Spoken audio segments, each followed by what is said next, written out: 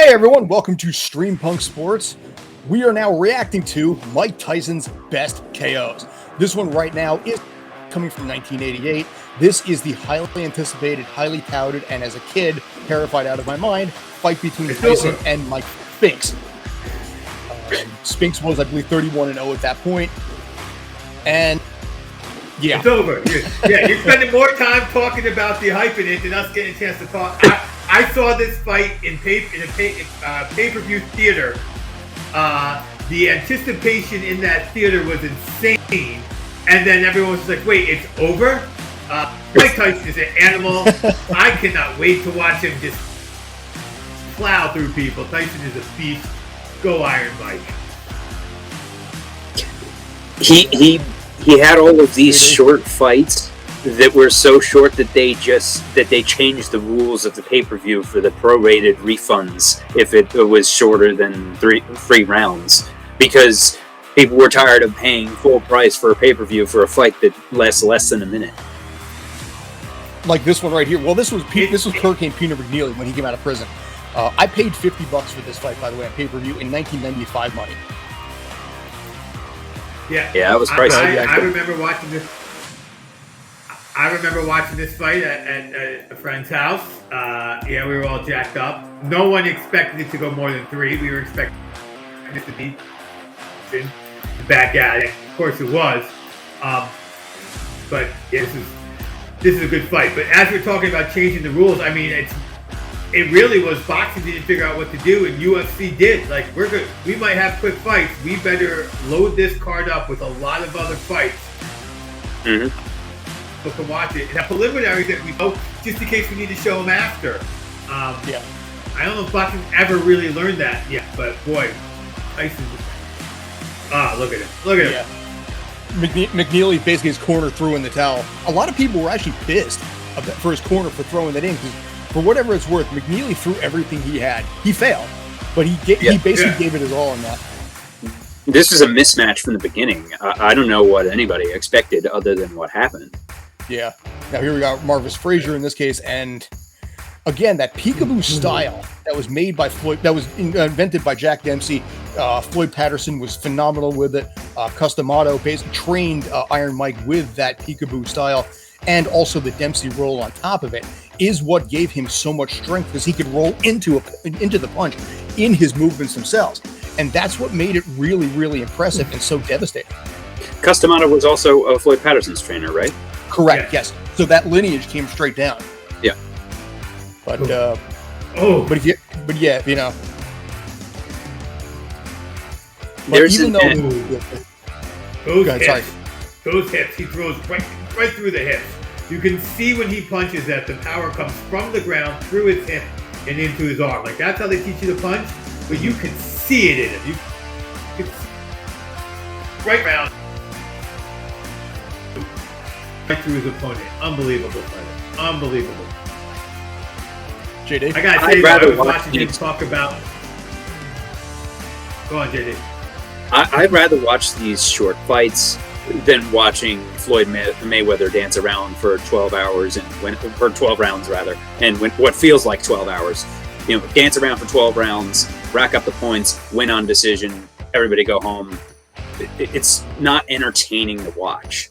This, while short, sweet, much more entertaining than watching modern boxers like Floyd Mayweather, where it almost feels like they're trying to milk it for time instead of going for the knockout. Well, he did against Jake Paul. Didn't he make like $80 million on that? Yeah, I mean, he did. The way that Mayweather fought was effective and won and made boatloads of money. So I don't discredit him for that. It's just boring to watch. There was a fighter from like Mayweather, a modern fighter. I would just say he had a particular style that he had.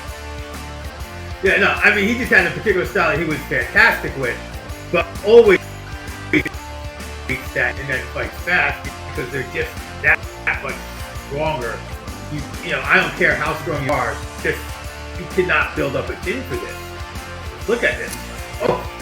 Now, there was a fighter. I was trying to look it up. I'm going to give up and look it up later. But there was a fighter from like the 1920s that had like 199 wins, but only like 14 were from KOs. Because he would just go the different distance, grind it out, and he was remarkably unpopular to watch. But he was a phenomenal fighter because he would win on points and very methodically just take you down. That doesn't bring in seats. Tyson does. Yeah. So he was basically the Floyd Mayweather of the 1920s. Times a million, basically, yeah. Yeah. You know, but yeah, what Tyson made interesting on this is, like I said, that just, despite that, being 5'10" and smaller than a lot of his opponents. Get up, Larry. Yeah, it is. Yeah, it's Larry. That's Larry Holmes. Reference, by the way, also in The Hangover before he punched Zach Galifianakis for stealing his tiger. But yeah, like I said, a lot of the fighters he fought were just bigger, were taller than he was. But there's just that ferocity of just clocking you because he would lead in with the entire body into a swing. Just the strength and power behind his punches. You even, yes, you can teach the technique, but you can't teach that kind of power and brute force that Tyson had. Yeah. I mean, he had the exhibition, I think, against Lennox Lewis last year, and it was not meant to have either side win, but you could still see he had it. The ferocity, the power, the strength, the physique. I mean, just his entire routine apparently was just more or less calisthenics. So heavy push-ups, dips, crunches. It was really very little weight. It was pure body movement, pure body muscle. Well, that's the thing for most fighters. As big as Tyson is, you see many folks who are much bigger, but even when you build up that kind of just mass with muscle, the blood flowing through the muscle takes oxygen away from your lungs, so to speak. So you still have to stay lean enough, and that's what the calisthenics do. Is it builds up that muscle ability, stamina. It builds up stamina in your muscles and your lungs, which is what you need in a fight, especially if you're not going to take somebody out in 3 rounds like Tyson usually did. You can look at it. You can see that power. Every part he doesn't. His efficiency with his swings in terms of you don't have to truly understand fighting to see that his whole body is used in every one of his punches. His ability to gain leverage on his uppercuts with his size is just phenomenal. Just the ability you can see it. Boom, you see that back? Boom, there's the back. Legs, everything in his fight. Yep. And it's so fast that the opponent doesn't even have time to react. Right. And now, go ahead. The combination of speed, agility, and power, and the stamina to go multiple rounds of this, even though Tyson in his prime didn't need to go multiple rounds, he still had the stamina to do so. Yeah, he was better suited, I think, to basically finish it early and quick because there was so much power to it. But when you look at fighters like this and you see what he was, where do you rank him all time if you have a number? In his prime versus anybody else. Say Floyd Mayweather in his prime. I think Tyson would beat Mayweather for sure. I believe Tyson has said as much himself too. I think he would destroy Mayweather. Now I haven't seen tapes of everybody, but to me, Tyson is the second greatest boxer of all time, and he would tell you the same thing. I've heard him on multiple occasions. The only person he feared is Ali in his prime. I was watching a video the other day. He's like, he got his ferocious. He's talking like you can see that he's like, he described Ali as like, I fought on instinct is what he said. Like I just knew what I was going to do. Like I didn't have to think.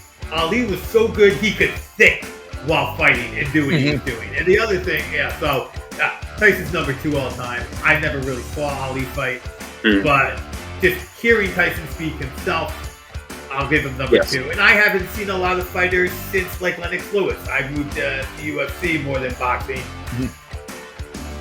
Yeah. But when I think of modern boxing, I think of Floyd Mayweather, who isn't even boxing anymore. Pacquiao, also retired, and the Paul brothers, who aren't actually boxers. So, but that's what the sport is now. So it's funny. A lot of fighters. Go ahead. Also, Ali's rope-a-dope, stretch it out style. was the direct antithesis to Tyson's quick and fast brute force. So the way to beat him was to try and stretch it out and get the more the more strategic punches in. So that kind of style, as you said, that Tyson has said himself that Ali probably would have won. And I think Obi, I gave it to you on this one. I think number 2 all time. I think Ali. I'm thinking back to the Foreman fight, where he just wore out Foreman, by just letting Foreman basically just gas himself out. I would almost see the same kind of approach being done against Tyson, and then wait till the 6th, 7th, 8th, or even 9th round, and then make your move. Did Tyson ever fight Foreman? I forget offhand. I don't think so. I think Foreman came back after Tyson was kind of done. Yeah. But I mean, I think it wasn't when Tyson fought Lewis for real. I think that's the closest you can see to what it would have been like for Tyson to fight Ali. Now Tyson was kind of done, but Lewis was a jab type of guy, as was Ali. Like those knockouts of Tyson didn't jab probably as much as other boxers, probably because of his stature. Whereas Ali had such a good jab, he could keep anyone away, including a Foreman or a Frazier, guys who are. Well, the chin was iron. Iron Mike, Ali could just take punishment, like Rocky in the movie. So I think he could have kept Tyson at bay long enough till when his power comes through in the 10th through 15th round, which is what he usually did, because Ali was just unbelievable. Yeah. In the videos I've seen, I did not see him live. Yeah. But remember, Tyson had a video game. 1987 Nintendo. Yes, he did. That was my Christmas present that year. Ali was done before there was Pong. So that is true. Yes. But anyway, Tyson, nicknamed the baddest man on the planet. Kudos in a lot of ways, because he has actually recovered from a lot of the bad, things that have happened that he's done. Turned in, honestly, a pretty mellow lifestyle at this point. So kudos to him on that. Yeah.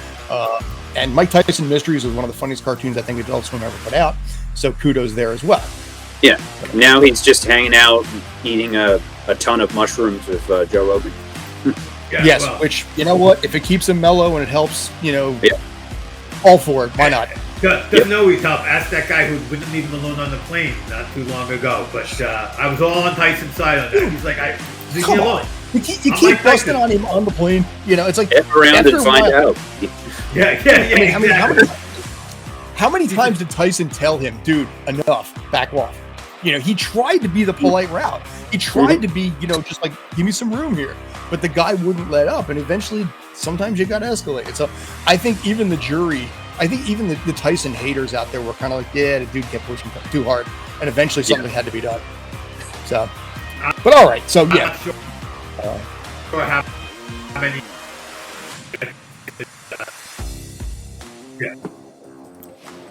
So, all right, cool. Let the champ. Fair enough. All right, so thanks as always for tuning in. I appreciate it. Let us know in the comments what you want us to discuss, what your thoughts on Mike Tyson is, where you place him all time. For me, I'm Scott, Mr. JD Walker, Mr. Obi Spencer. This is Stream Punk Sports. Like, comment, subscribe, and as always, stay awesome.